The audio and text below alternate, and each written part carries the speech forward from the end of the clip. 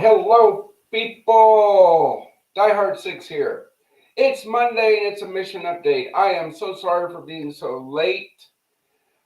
We had some technical issues, but you know us. Come rain or shine, mission on, and we're going to go. So it's 6:47. I'm sorry, but here's the mission update. As you heard last week, we are open to public events now, in-person events at File Brush. We had our first fellowship breakfast there. Turnout wasn't our best, but it was our first. So next month, we will have it again. And again, everybody who wants to help bring hope to veterans and wants to use our facility, reach out to us. We want to work with you. Teamwork makes the dream work. Our next phase, what we started on our volunteer day, our give back day, we have started the demolition on the back 2 bedrooms. Remember, the ceiling height is just right.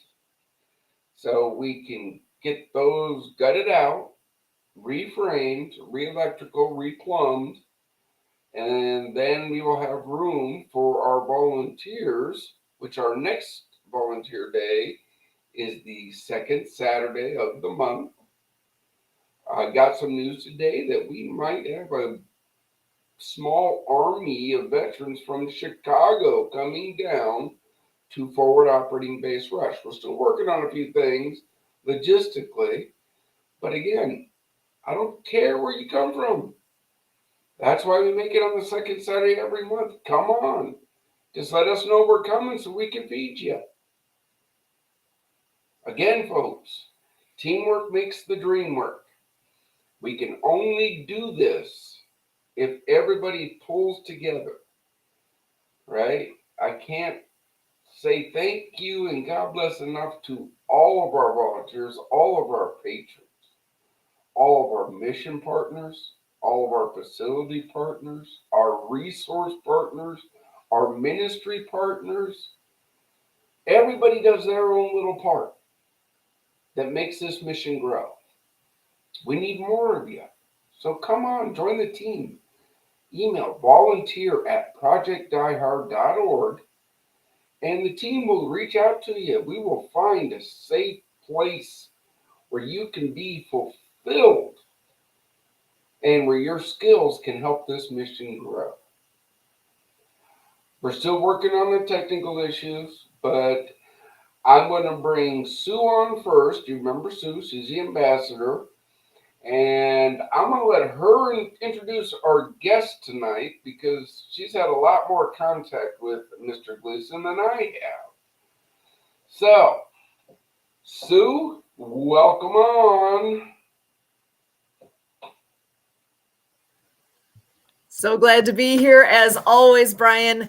Everything that's going on here with Project Die Hard is always great to hear these updates. All of what's happening there is amazing, and the doors are open, and so glad to be here at this point. We do have an amazing guest joining us tonight, and I got to say, I'm really looking forward to learning more about Don and all that he's bringing forward for us here tonight. So Don Gleason, I'm so happy to have you joining us tonight. Come on in, and if you could tell us a little bit more about who you are and what you are all about, we are excited to hear more. Over to you, Don. All right. Well, I really appreciate the opportunity to come on, and I love reading about Project Die Hard and what you guys are doing. And there's so many great organizations out there helping our military, our warriors, folks who are coming back with so many different things that are going on inside them, physical, mental. It's just so important that we really focus. Our warriors deserve. And I hate to say that sometimes because it makes us feel like we're over and above everybody else, but we laid down the lives. We put ourselves out there, and I think a grateful nation needs to pay a little bit. I don't mean that bad. It's just we need to focus in. So to help our veterans, that's probably the better way to say it. To help our veterans do the things they want to do. So one thing I'm focusing in on is the career transition aspect. So I started a company at 27 years Air Force, civil engineer, deployed a number of times down into Iraq and Turkey and in that area. Worked on the reconstruction in 2004. $12.8 billion of reconstruction, 3,200 projects across Iraq. So that was really an interesting one. We might come back to that. Did 9 years with Booz Allen Hamilton after I retired in 2009 after 27 years. And then started my own company, Achieve New Heights. And it was really interesting, the struggle I had to figure out who my client was. Who's my avatar, right?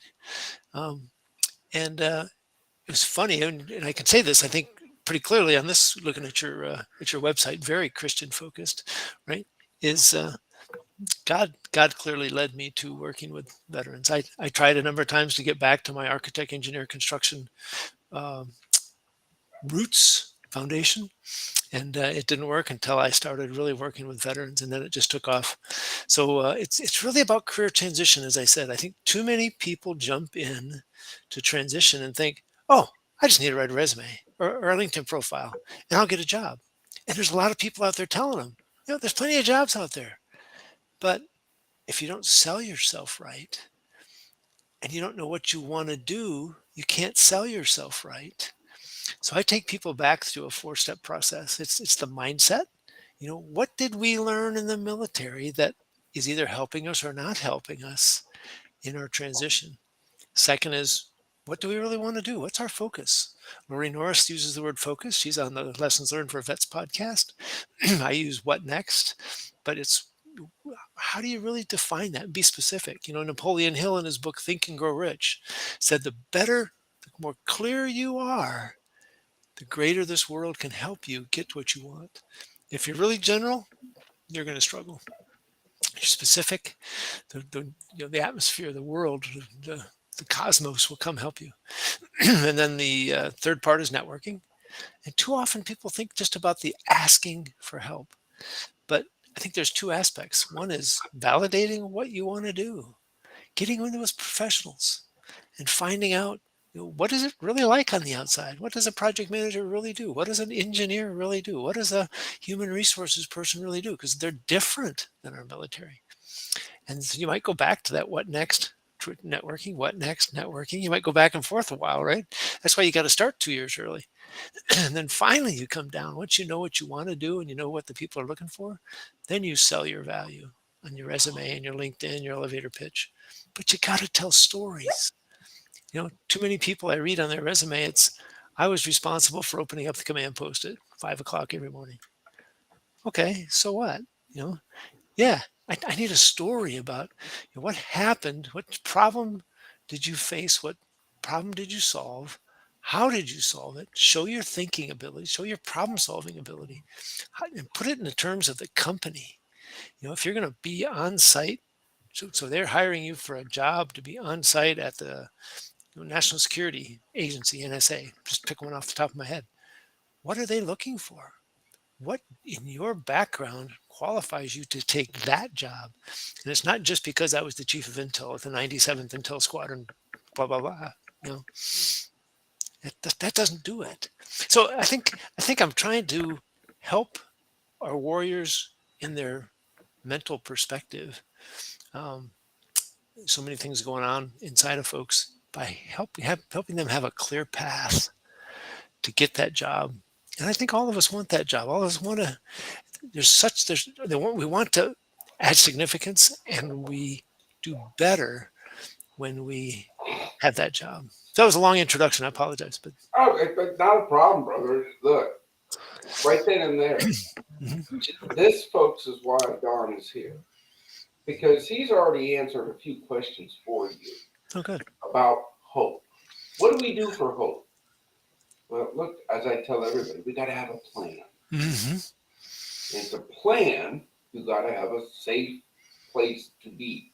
That's right. That's what Project Die Hard's mission is. A facility where veterans can come.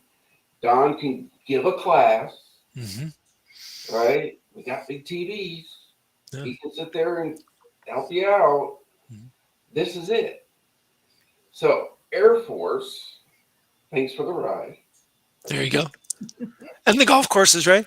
Oh yeah, the golf courses. Yeah. Yes. I think it's so important what you just said. You can't focus in on what you want to do and get that life after the military if you don't feel in a safe place, if your mind's not right. And that's what's great about Project Die Hard is it and others. It's helping our warriors feel safe, get through that. I read the book Invisible Storm. It's a life of Jason Kander, who was a Missouri state senator. He joined, sorry, if I can, he Yeah. joined the Army Reserve, became an intel guy, went to Afghanistan as a captain, was supposed to be like an intel analyst in the command post. He got put out on the street, meeting with every bad guy, these the families, etc., the tribes across Afghanistan. Well, he developed techniques to be aware of what was happening, to anticipate, right? To do the things for survival, to plan to get out if something went bad, to keep him and his people alive. Well, that translated into bad. That was good habits there. It's bad habits on the stateside. So he captures how he went through his VA treatment and how they walked him back out of that. And it just gave me just enough, because I don't have that, but just enough understanding to relate a little bit better. Well, Folks are again, going through it. as a combat medic, Mhm. I interacted with this indigenous personnel all the time, right? Whether it's putting a Band-Aid on a kid or, I mean, I helped deliver a child in Iraq. Mm, Okay, you don't get to do that if you don't build trust, that's right. right? Yeah, everybody goes, Doc, why are you going back there? Don't worry about it, guys. They're good, That's but right. it's that we do all these great things downrange, Mhm, and we're high speed and low drag, mhm. and then we get back out here to the civilian world, and what? Here, work at Lowe's. Mm. Somebody asked me once, what makes me think I can run a multi-million-dollar nonprofit? I go, well, I don't. God does. Mhm. But if you must know, on my last deployment, I was responsible for 3,500 lives and about $20 million worth of equipment Mhm. with the day-to-day operation of 15 combat medics Mhm. supporting a brigade size element. You know, so yeah, Mhm. I think I might be able to do this. That's right. Yeah. Civilian side doesn't understand that. They don't go through that. I remember when I'd been in the military for 6 months, I went back home to Madison, Wisconsin, and I met with some of my high school and college buddies. And we're having a beer and we're talking about what we're doing now. And these guys were with, Northrop Grumman, McDonnell Douglas, Lockheed, I mean, big companies. And here I am with the Air Force. And, uh, and I'm programming projects, meeting with general officers. I've already designed an addition alteration to the alert facility at KI Sawyer up in Upper Michigan. And these guys are still just learning. We got so much responsibility so much faster. We grew up. We went far beyond what most of these guys get. And I don't say that pounding my chest, you know, it's just the way it was.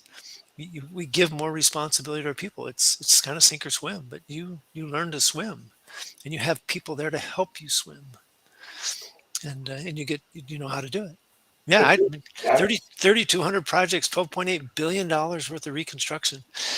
We're working with the ministries to try to design the project so we can get them to the Army Corps and construct them. And we're dealing with terrorism at the same time, right? It was not uncommon. All of a sudden, we get a phone call and say, my family got a threat last night and we left the country. We're no longer in Iraq and we'll be back when things settle down. And so, what do we do? uh, yeah.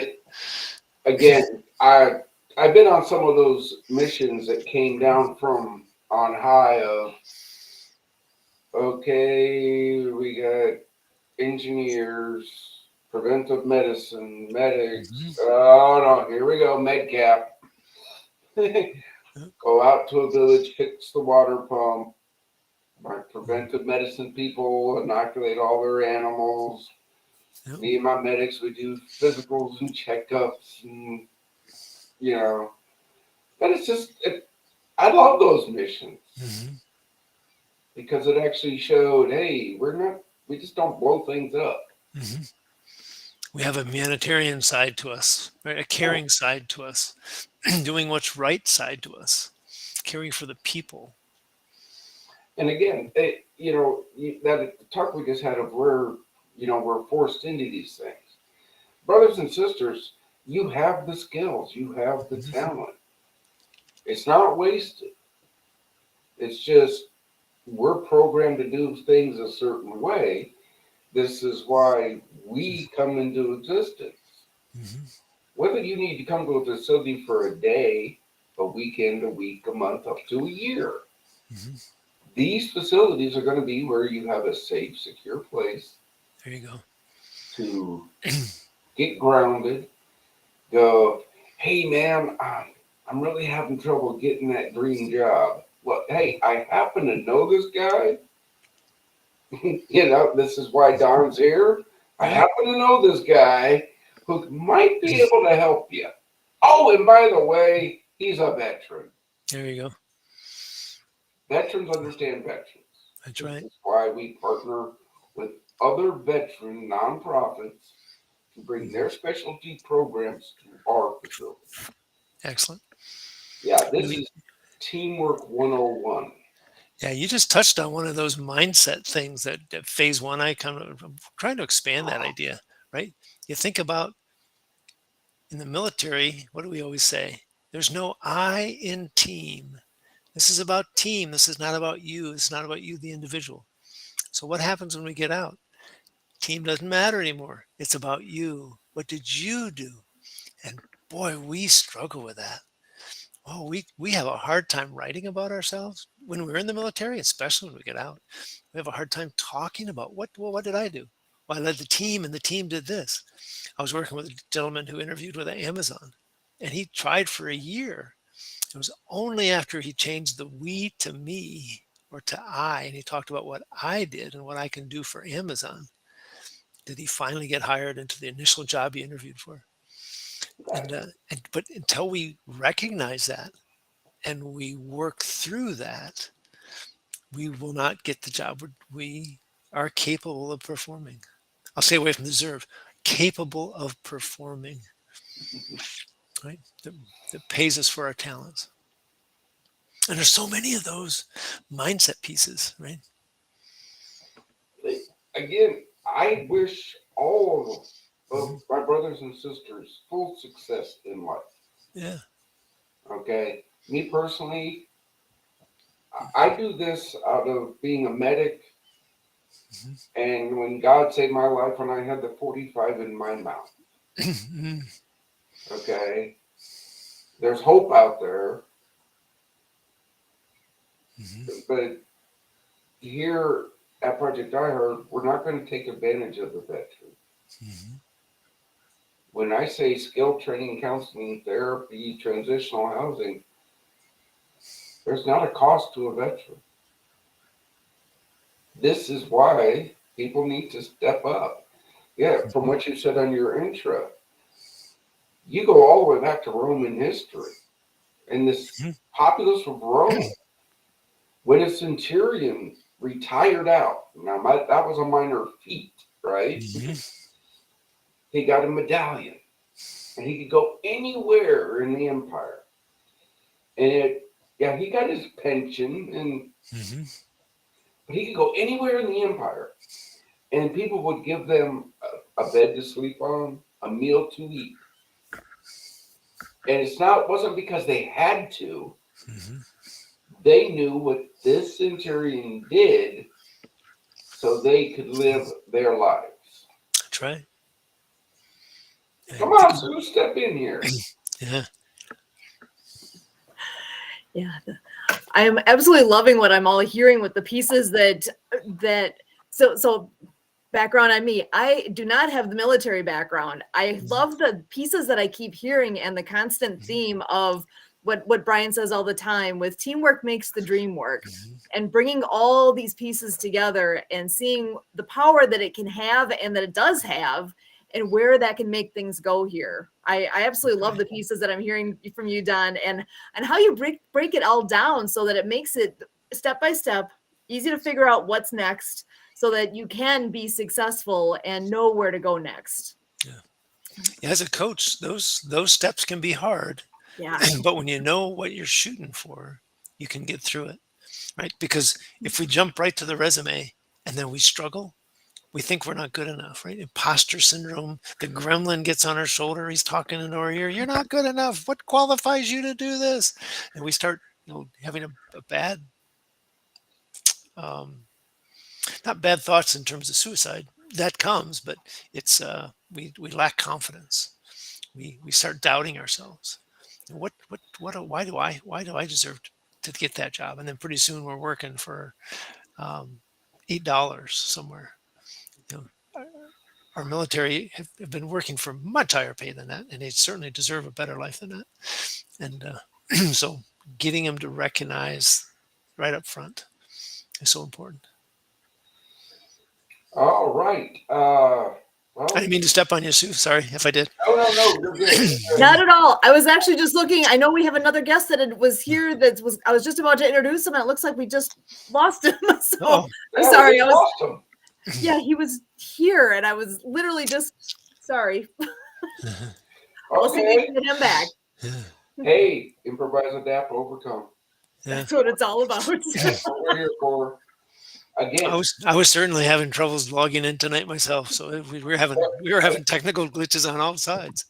Again, everybody goes, why don't you pre-record these things? You can work out all these glitches. Hey, there's Frank. Here he is. In the car. Put the camera down a little more. No, other way. You're in a parking lot. We can see that. Welcome, Frank. We're so glad you're here. Can you hear us okay?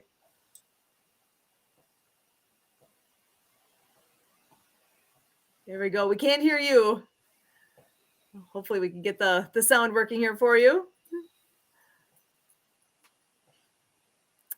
Yeah, I still don't have any sound. Brother, I'm just looking at you and the way Kilroy was here. I can't see your chin.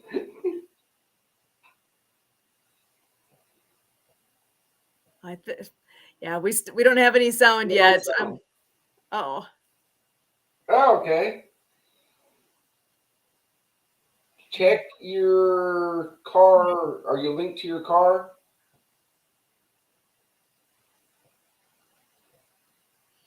Yeah. Technical difficulties is always the fun piece here, isn't it? It's been an interesting night. all the pieces are hitting. Believe it or not, when we get all the kinks worked out, I'm probably going to be like, and this is the mission. I don't see that. But I love things like this. Okay, hey, we have a little technical glitch, but we're here. Well, hopefully the Green Bay Packers do better than this tonight. Love your Wisconsin guy. I'm with you. And here I am wearing a Michigan State pullover.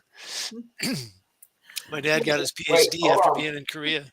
Frank, can you hear us? Thumbs up if you can hear us. Yes. And now we got you.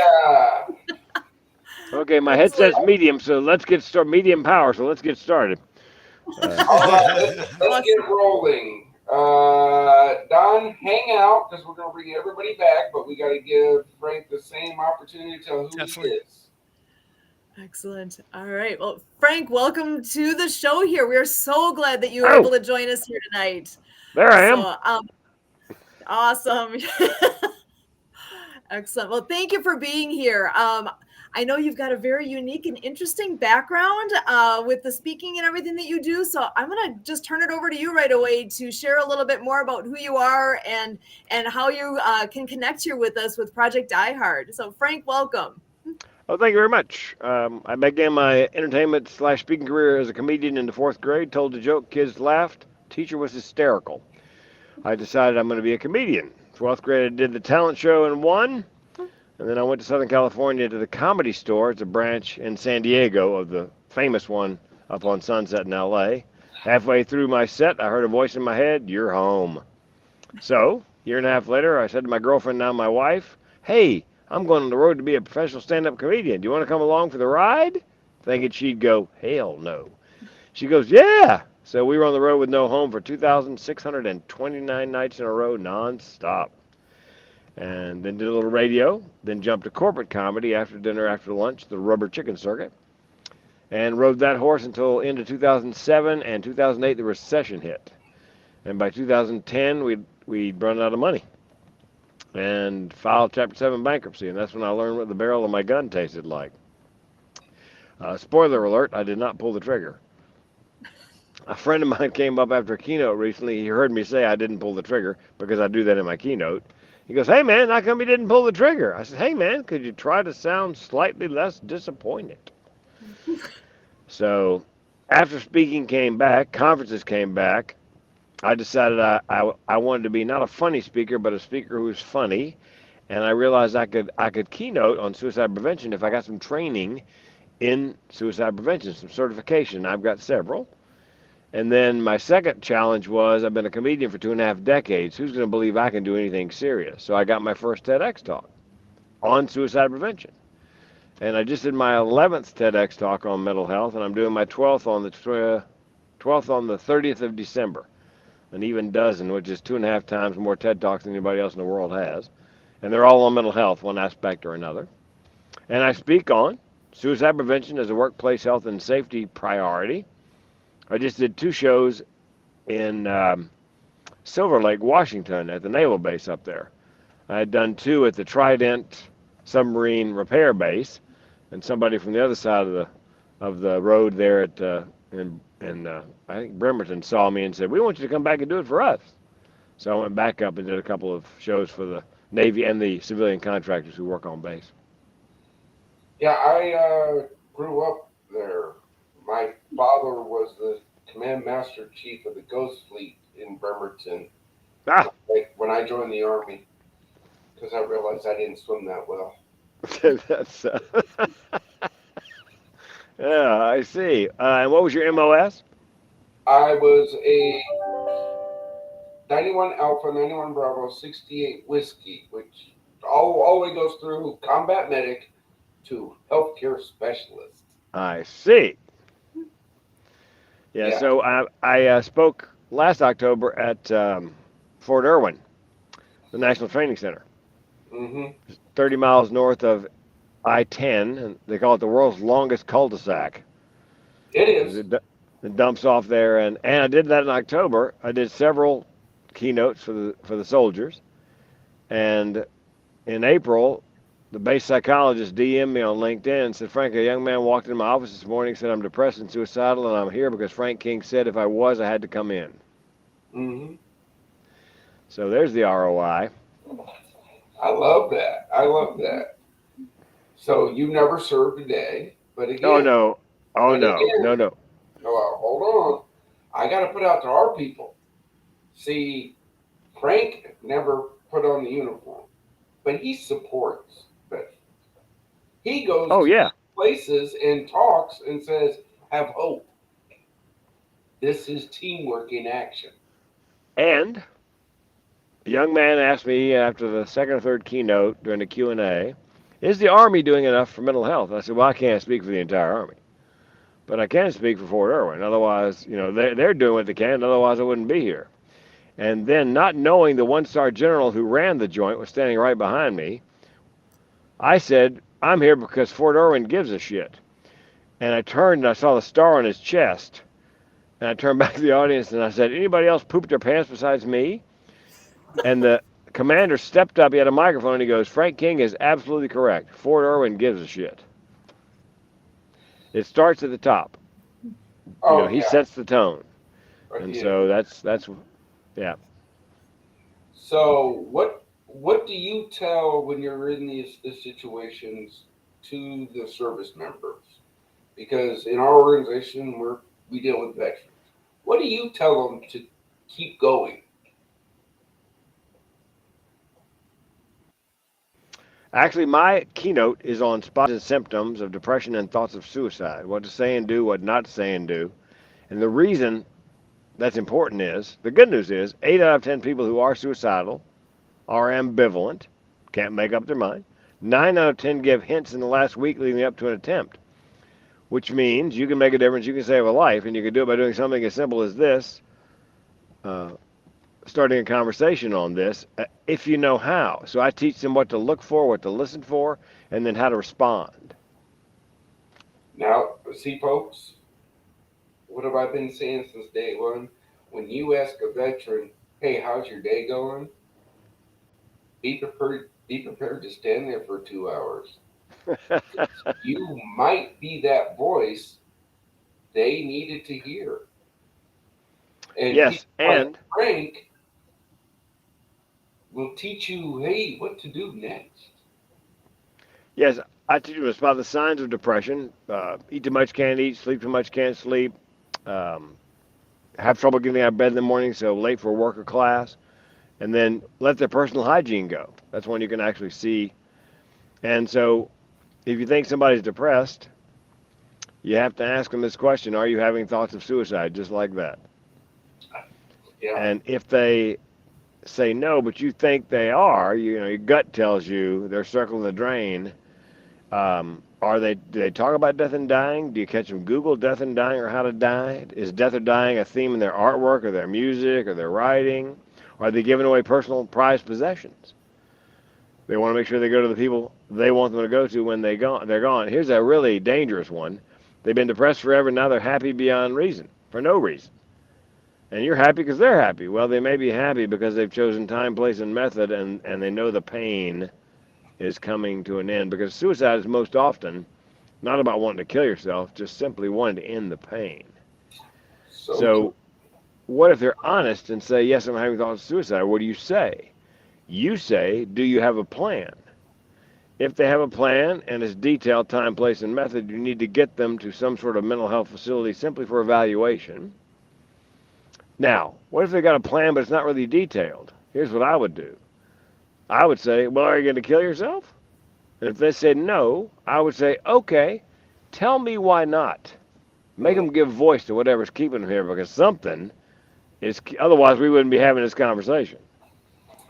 So true. When you're talking about having the taste of the gun, right?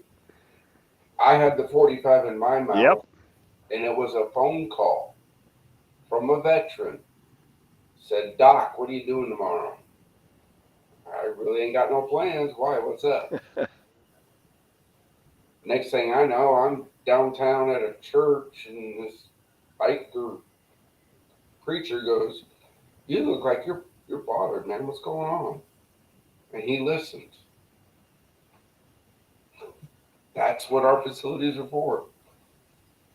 That ear. Yes.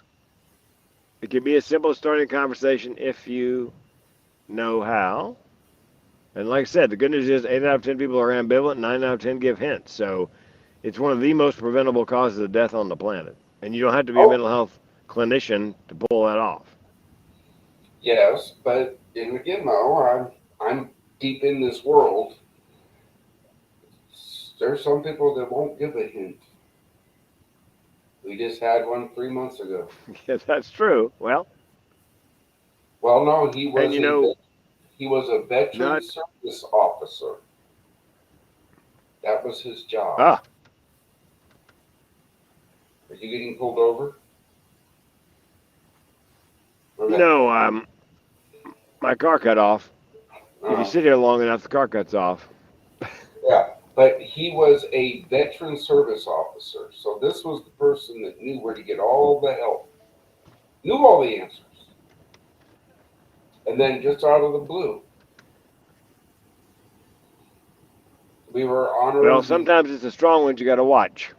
Well, we were honored and privileged after talking with the family, and our K9 Center on Forward Operating Base Brush is named the Sergeant First Class Gregory Strong K9 Center. Because that's part of our mission is we don't let people forget the war still goes on here at home.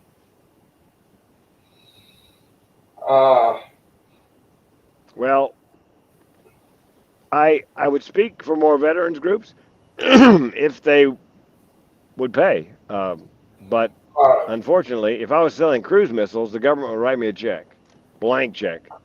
But veterans, healthcare, mental health care, come on. Brother, look, I would love to be able to pay people like you to come to our facilities and do a weekend retreat. I would love it. Wish I could. Our facilities take electricity, water, insurance. So I got to look at where do we spend the money. But we can certainly have you. Yeah, no, I understand. I just. So, brother. Yes, be delighted. It's sad that they don't take better care of veterans. Oh yeah, I know. But brother, yeah, people. Frank here has made it through to get onto this podcast, so you know how hard that is. Reach out to us. We'll put you in contact. Now, he does this for a living. He has a wife. And I know those things are expensive. Got one. Right? Yeah. So, yes, do everything you can to help them. Book them into your event. Book them into brothers, sisters, teamwork. Here's a great asset that you can get in. Okay. At this point, we're going to bring everybody back on. So, okay. Wow, that's magical. And then I was holding my breath on that. Yeah. And then we're going to ask the question that I posed to my team this morning. Yeah, we do this thing. And we'll start with Sue, but it's going to be the same question. In your guys' thing, it'll be, why did you come onto this podcast and help Project Ireland, right? But Sue, you are a Project Die Hard ambassador. You do this in a volunteer position. Why do you do that? And why should people join you? It's a great question because I look at this and I understand, I hear the stories. I don't have that military background, but I hear all these pieces, and then I hear the whole part about how many veterans are affected by this and how many are losing their battle on a daily basis. And it just makes my head spin. I honest to goodness can't get my head wrapped around how the numbers can possibly be so high, and something needs to happen. Something needs to change. And this, what you're doing here, Brian, with Project Die Hard is the vehicle. It is a vehicle. Thank God there's multiple vehicles out there. You just got to look for them. But that this exists and that this is a way to make a difference. That's why I'm here. Okay, and why should other people come to join you? Well, in the words of what Frank just said, people need to give a shit because it's that important. Sorry, but that is it. People need to get. You guys went out and put your life on the line. You chose to do that. I get the luxury of the benefit of that. We all do. All of us sitting here in the States here have the privilege of knowing what you guys did for us. And how do I say thank you? There's got to be a way to make a difference back for you guys who have done so much for us. Okay, a solid answer. My thing to the people, why should you join? Sue does what she can. She needs more help because, trust me, I run my team ragged. They need more. They need people to help them. We need to grow this team. Like you keep saying, teamwork makes the dream work. And that is the we truth. need to grow this team. All right. Since Frank's on a low battery, we're going to go to him next. Frank, why did you go through all the hoops to come onto this podcast for Project Die Hard? And why should people help Project Die Hard? Simple reason. My goal in life is to save a life a day. And we don't know who's listening. We don't know who heard me say these signs and symptoms and maybe realize that somebody they care about has those signs and symptoms. Now they know what to say. Again, anybody can save a life. You don't have to be a mental health clinician. By the way, if anybody's in Florida listening to this, there's a fabulous organization called Firewatch. Florida has the second largest number of veterans in the country as a state, and they have Firewatch. And it's in the military, Firewatch is, I guess they make you stand outside and so the building doesn't burn down. I guess is what that's all about. Sort of. Yep, and they actually paid me to come, and I got to tell you, the guy who spoke before me, he said, "Hey, I've got good news. The last year, 22 veterans died every day from suicide. This year, only 21." So when I got on stage, I said, "Look, I'm no grammarian, but I think if we're talking about suicide, the word only should not be in the middle of that sentence. 21 is still far, far too many." One So is too many. one is too many, yes. And when I was on Fort Irwin, and I they're kind of restless, and I said, "I can tell you what the barrel of my gun tastes like." You could see them stop, and you could see on their faces, wow, this is not academic for him. So, because I live with two mental illnesses, depression and chronic suicidal ideation, which again, people always set aside like 30, 45 minutes after my talk for the line of people that want to chat and tell me a story. Many of those stories they've never told anybody else. And so that's why I do the podcast. That's why I speak, is to save at least a life a day. Okay. Any words of other folks like you? Why should they join our team? Well, because the government seems to have forgotten. They want you to serve, and then you're out, and it's kind of every man and woman and whatever for themselves. It's sad. And as Sue said, you guys, gals, non-binary, whatever, fought for our freedoms that we take for granted day in, day out. So I think it's important, if you can be on a podcast, be on a podcast. If you have the wherewithal to volunteer, volunteer. Take a training. Ask a veteran when you see a veteran. Ask them how they're doing. Just very simple steps. And then, don't just take on living the dream for an answer. If you sense that's not the truth, then follow up. Something's wrong. Mm-hmm. All right. Solid point. Well, right, by the way, I was never in the military because, not that I'm not patriotic, but comedians and military really don't mix well. No. No, I have a problem with authority. So, Believe it or not, I'm lucky I made it as far as I did, because so do I. I was also the unit clown, but I guess it was the medic in me trying to make everybody, hey, it's all good, guys. if you want some good military comedy, a friend of mine named Blake Clark was in Vietnam, and he's got a whole routine on a comedian in the military, and it is, and he came back from Vietnam. People spit on him, and he's still married to the same woman, bless her heart. He came back with PTSD before they called it PTSD. And so, yeah, but he's hysterical. And when you see him, you'll recognize him. He was the dad in 51st Dates. He played Drew Barrymore's dad. You'll recognize him when you see him. But anyway, just hysterical about. Put him in contact with our team. I'd love to have him on the podcast. Yeah, he's. All Yeah, he right. says, the sergeant said to me, We're on a time crunch, so brother, Mhm. I'm not disrespecting. I just got to give Don okay, Mhm. his time to answer those no, questions. All right, Don. I love what Frank was saying. Save a life a day, man. That is an outstanding goal, and that is perfect.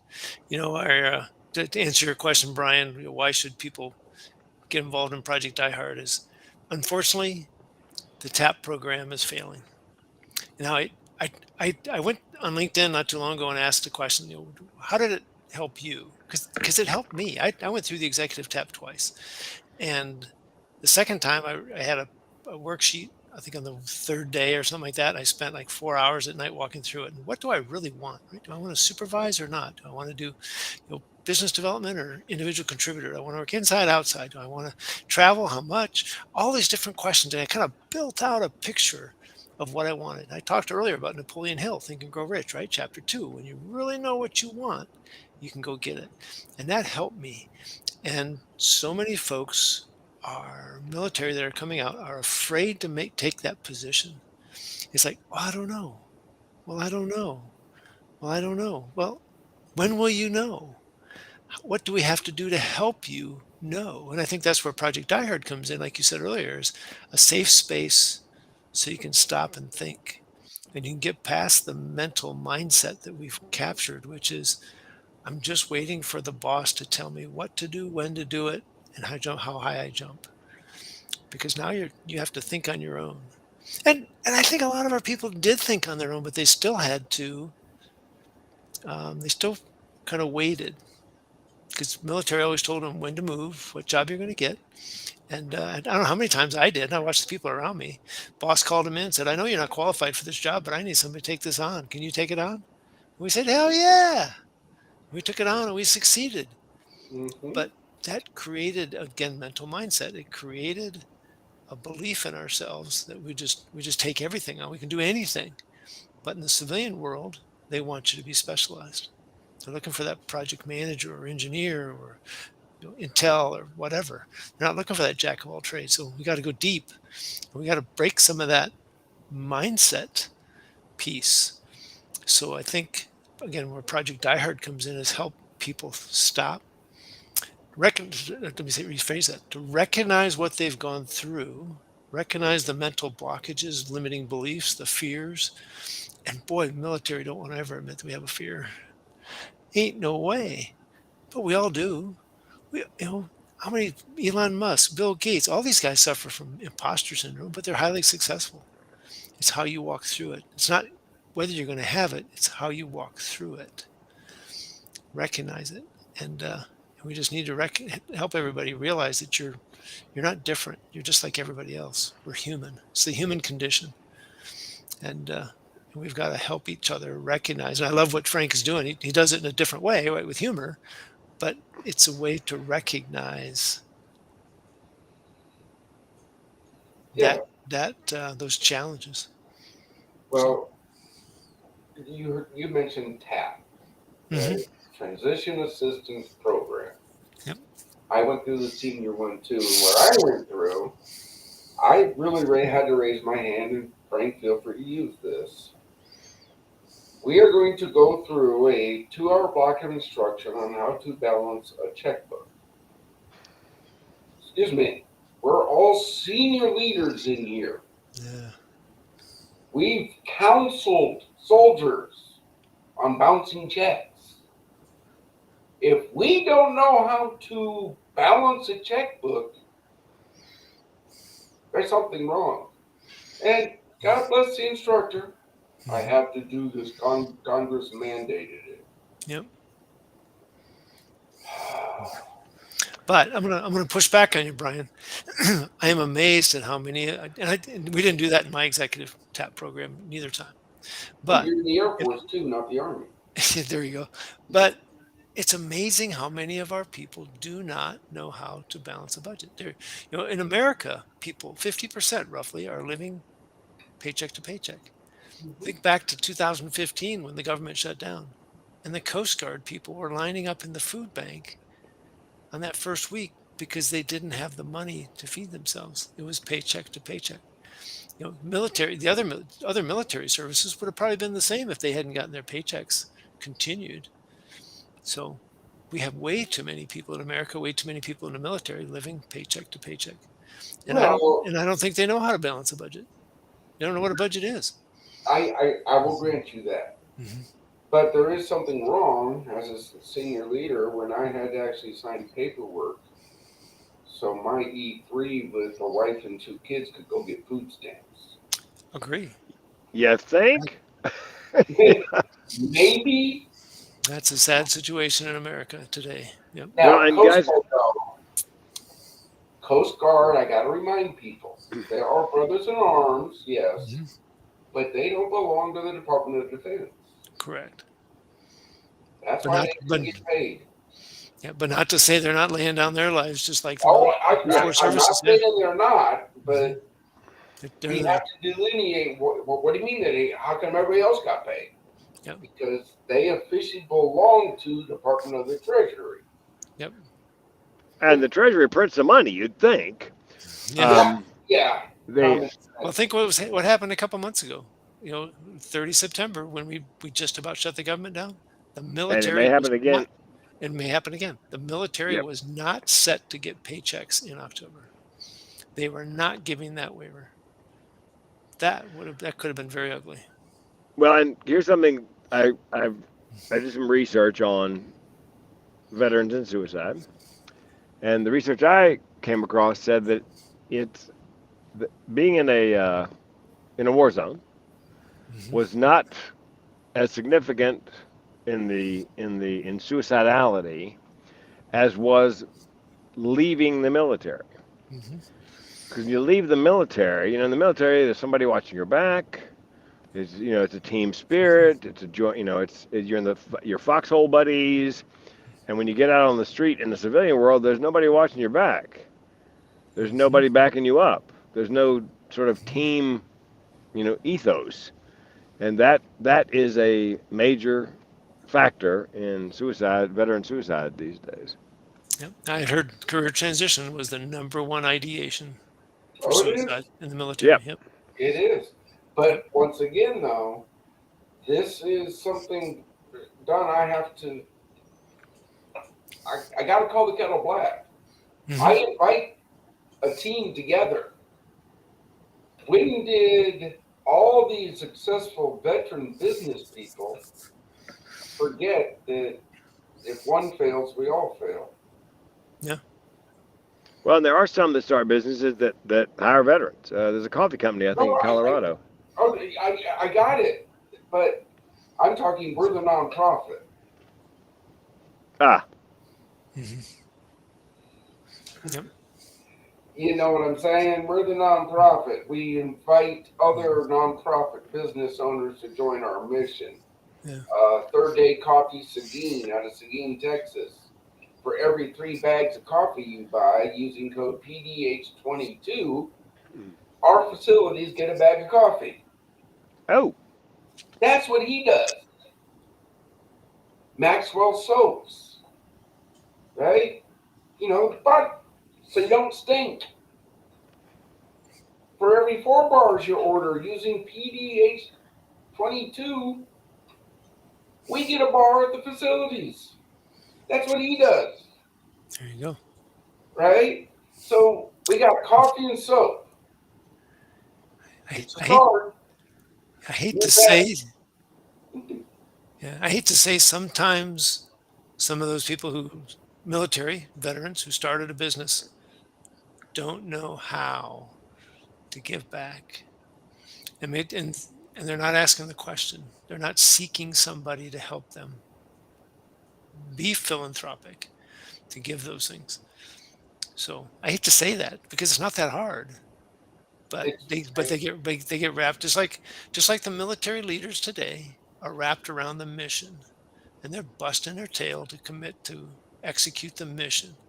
And now we're helping Ukraine, and now we're helping Israel, right? As well as all the other things we're trying to do. And Russia is out that way, and China's out that way, and North Korea's out that way. I mean, the threats are immense, and they're not getting rated on how the military transition out of the service. so they're focused on the mission. But the Oh, VA and some of the others are. that's And called that's throughout history, brother. yeah, it is. But they bring us in and train us to do what they need us to do in the military. They don't focus on training us to do what we need to do in the corporate. So who's going to do that? I And got that's it. and that's why there's so many organizations like you walking through this. All right, brothers. I'm getting a couple messages here from other folks. I'm over our time limit on their pages. So I Okay. have to say thank you for joining us tonight at Project Die Hard Mission Update. If you have any questions or comments or wish to reach one of our guests, you can reach us at contact@projectdiehard.org. If you want to volunteer and help this mission grow, volunteer at projectdiehard.org.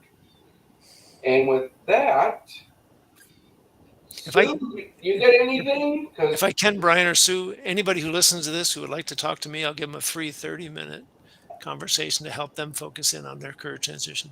wow, see, Complimentary. guys, So I will help anybody. get, I've helped over 168 people in the last 3.5 years and did not get any pay for that. hey, brother, we're going to plug you into our network, trust me. Let's do it. We're going to plug you into our network.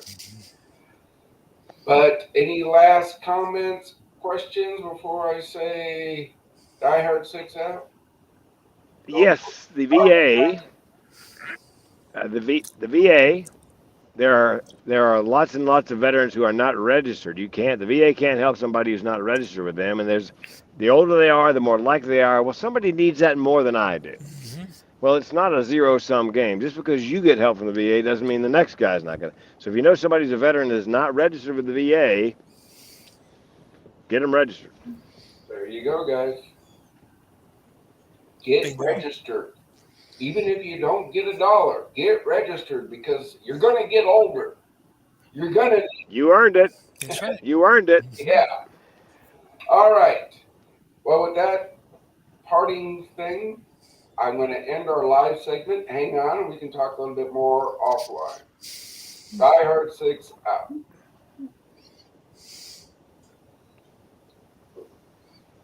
Great point, Frank. Thank you.